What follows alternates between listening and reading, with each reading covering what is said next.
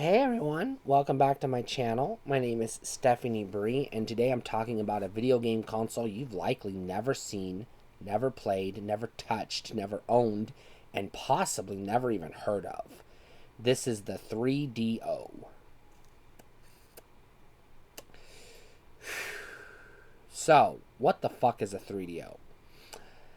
A 3DO is a business venture by Trip Hawkins, who was the founder of Electronic Arts. And it is not a game console. I want to put that out there. The 3DO is not a game console. The 3DO is a game console specification. What that means is it's like you have the DVD specs. The DVD forum says these are the things that a DVD player has to be able to do in order to be certified as a compatible DVD player. It's the same thing with the 3DO. The 3DO was like that. It was not made by any company. 3DO, the company, did not manufacture machines. What they did was they licensed the specs to other electronics manufacturers who would make their own 3DO systems. So, there's just like there's different VCRs from different companies, each one with its own unique features and design and aesthetic, etc. That's how it is with 3DO. So you have some 3DOs made by Panasonic. You have some 3DOs made by Gold Star, and you have some 3DOs made by Sanyo. I believe, but I'm not 100% on this, so do not quote me, but I believe AT&T may have made a 3DO in Japan, or there may have been another company in Japan that made a 3DO that didn't make one in the US. But those are the three companies that made 3DOs in the US. I do not know if 3DO exists outside of the US and Japan. So, all you European people out there, you Brits and everyone else, I don't know if the 3DO existed in your country.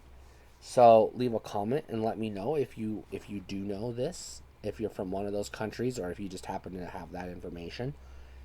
Um, but the 3DO is a 32-bit console with a CD-ROM drive, an internal RAM storage or internal storage for game saves, and a controller port. And that's the spec. The controller design is up to the individual manufacturers. It has certain functions that it has to maintain: four face buttons, triggers, etc. So it has like a D-pad. It has to have these features, but the layout of the buttons, the design of the controller, etc., is up to the individual console manufacturer.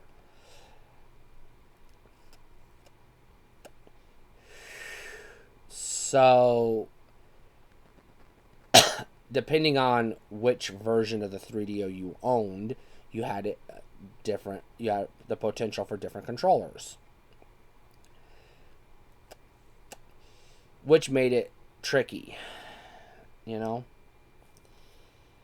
because it wasn't like going to Walmart or Kmart or Sears or whatever and buying a replacement remote for your DVD player or buying a universal remote for your DVD player. You had to have the specific model of your DVD player. It wasn't like that necessarily. Like a, a Panasonic 3DO controller theoretically would plug into a Sanyo 3DO and still work. So you didn't have generic 3DO, I don't believe, anyways, 3DO controllers manufactured by 3DO company or anyone else, Interact or anyone else, that were just generic universal 3DO controllers. I don't think. 3DO was kind of weird because it wasn't sold in department stores or toy stores. It was only sold in high-end electronic stores. And it was hell of expensive. It was $800 US in 1993, which I'm not going to do the math. But if you look up the inflation calculator, that's a lot of fucking money in 1993. A lot of fucking money in 1993. And the games were relatively inexpensive because they were on CD-ROM. But the 3DO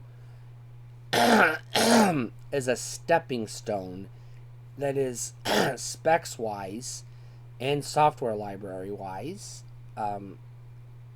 a step above. It's between the Sega CD and the Sony PlayStation. It's better than the Sega CD in that it's 32-bit, but it's not got, despite the name, it doesn't have dedicated 3D graphics, or at least not advanced dedicated 3D graphics. It can produce some primitive 3D graphics. I would say roughly on par with the Super FX chip and the Super Nintendo. Not even quite as capable as, say, the 32X, which is what makes the 3DO weird. Because it's in the name, 3DO, right? You would expect it to be a 3D game console, but it wasn't. Which is weird. The other thing that was interesting about the 3DO is you could buy an optional motion MPEG-1 graphics card that could plug into the machine through an expansion slot. This would give it 2 additional capabilities than just the standard playing 3DO games. Additional capability 1, it would allow you to play full motion video games that required the card because it used higher quality full motion videos than what was built into the 3DO standard. So certain games required it to get the higher quality FMVs. The second feature having the MPEG card unlocked was allowing the 3DO player to play back video CD discs, VCDs, which also came out in 1993. Which would have been a novelty in 93, but not necessarily a desirable feature. It wouldn't have had the impact on 3DO sales like having DVD in the PS2 did. Because video CD didn't take off, whereas DVD did. So the 3DO is kind of this odd system where if you look at its software library, half of the games on the 3DO are Sega CD up ports. They're like they're literally the same game that was on the Sega CD with just more colors and a little higher quality FMV and a little better graphics in the gameplay department. But that's it. Just a little bit better graphics. The other half of the 3DO software library are early PS1 ports. Games that would eventually make their way to the PlayStation 1. Super Street Fighter 2 Turbo, Wolfenstein 3D, I believe was on the 3DO. Need for Speed, which was called The Need for Speed. PO'd was one. There were a bunch of others. These were games that came out on the 3DO, didn't sell shit because nobody bought the 3DO, and then they were ported to PlayStation when it came out as either launch titles or post-launch titles. Because they would have still... the studios would have still been trying to recoup their costs, or they would have still been relatively current games at the time that there would have been an audience for, and they would have been easy games to port across because they were already finished. You didn't have to create them from scratch. There's a handful of exclusive games made for the 3DO that were developed by the 3DO company themselves, and a handful of exclusive games that were created by Electronic Arts, who, despite their relationship with Trip Hawkins, the founder of EA really didn't have any direct input in anything at all related to 3DO. So, yeah. Okay, so that's the backstory, right? And the video's titled, Why Do I Want a 3DO? I want a 3DO because of a couple of reasons. One, I remember reading about it in gaming magazines at the time and being fascinated by it, thinking it was really cool. It was next gen. You know, I had a Sega Genesis and an NES and an Atari 2600, and here it comes along this next gen multimedia CD-ROM computer graphics video game console, multimedia video game console that was quite impressive in 1993. Less impressive 2 years later when PlayStation hit the US shores. But, you know, that's another story, like I said. The other reason why I want a 3DO is because I'm fascinated by video CD technology, and I would love to own a dedicated video CD player. So yes, having a 3DO with the MPEG card to play video CDs would be pretty cool for me. That is, to me, that's a selling point. That's a function or a feature that I would actually enjoy. Get some use out of. The third reason why I want a 3DO is I'm a gamer. I'm a games collector. It's a fascinating piece of gaming history that I would love to own just for that sake alone. That being said, a used, working, functional 3DO is not cheap. And they're extremely hard to find. In all my years going to flea markets, thrift stores, game stores, retro game stores, comic book shops that sold video games, pawn shops, etc. Basically anywhere that I could have potentially come across a 3DO, I've only ever vaguely come across a 3DO on two separate occasions. One was a retro video game store downtown Twin Falls, Idaho, that's not there anymore. This video game store didn't last long. And they had a 3DO in the glass case that you could look at, but they had no games for it. So it was like, what's the point? And it was outrageously expensive then. The second one I came across was like 5 years ago. I saw one in a retro video game store in Sherman, Texas. And again, it wasn't outrageously priced. It was $80. $80 for the console. But it didn't come with a controller, and it didn't come with any games, and they didn't have any games in the store, and it didn't come with the graphics card. So it would have just cost me more money to get it up to the functionality I wanted anyways. So I passed on it. I have never seen another one since, and those are the only two I've ever seen in all this time.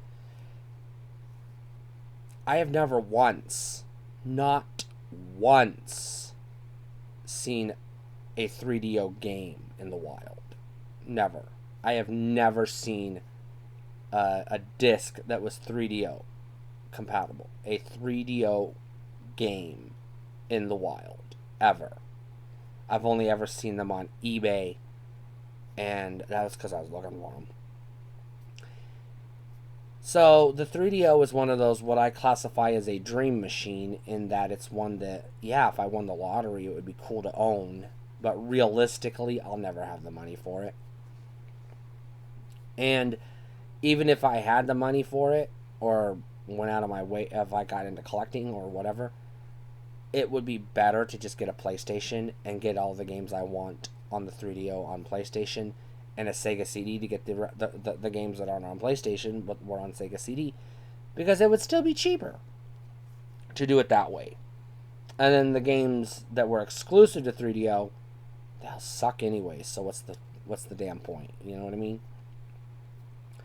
So Yeah, I want one, and I've wanted one ever since 1993 when I first read about it, which is a long time. That's 30 years. I've wanted one for 30 years, but I've never been able to find one in my price range. So it's not in the cards, I don't think. Excuse me.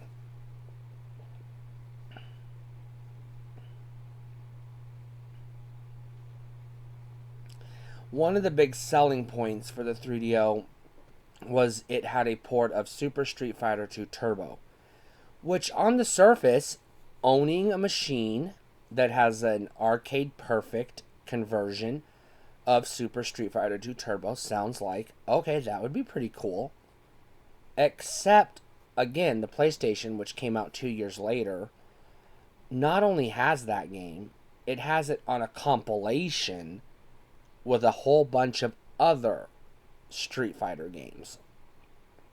So you're getting that whole game plus other whole games on one disc, which makes buying a 3DO for that one game kind of stupid. You know? Not very economical. And it's a similar situation with other games on the 3DO in that either the PlayStation port is better, or in almost all cases, it's going to be less expensive. And there's the benefit of using a PlayStation controller, which you're already comfortable with, versus a 3DO controller, which is kind of weird. It's like this weird, almost Sega Genesis, Sega Saturn style controller, but not quite. So it's like almost familiar, but not really. But it's like kind of uncomfortable. I have played with a 3DO. I did get a 3DO controller one time. I found it at a thrift store, just sitting there by itself, just the controller by itself. So I bought it because it uses the same plug as a Sega Genesis. So I plugged it into my Sega Genesis and used it as a Genesis controller, which it works for that purposes. Which, by the way, I would assume a Sega Genesis controller would work on a 3DO as well for that same reason. I would assume. So, again, we're back to really, there's no point in owning one these days. The only real reason I could justify owning a 3DO is two reasons. One, you had one as a kid and you want to get it back for whatever reason. You sold it or lost it or whatever, and you want to get another one because you have nostalgia for it. The other reason is you got the money, you're wealthy, you won the lottery, or you have a really damn good job and you make damn good money, and you just want to own one for bragging rights, really, because that's all it is. Because there are better ways to get 3DO games, and I don't just mean emulation. So I don't know. So how badly do I want a 3DO? Not badly enough to shell out the money for it and hunt for the games. But, casually enough that if I come into a fortune someday, somehow, yeah, I'd consider it. But it wouldn't be my first choice.